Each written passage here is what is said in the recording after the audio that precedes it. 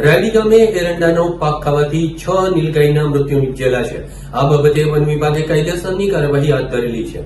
રાયડી ગામે ભીખાભાઈ બાબુભાઈ ગોંડલિયાની વાડીમાં એક સાથે 6 નીલગાયના મૃતદેહ મળી આવેલા હતા।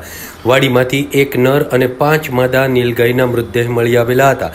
પ્રાથમિક તારણ મુજબ એરંડાનો પાક ખાવાથી ફૂડ પોઈઝનિંગ થવાના કારણે 6 નીલગાયના મૃત્યુ નિપજેલા છે અને તુલસીશ્યામ વન વિભાગ દ્વારા સમગ્ર ઘટના અંગે તપાસ હાથ ધરવામાં આવેલી છે।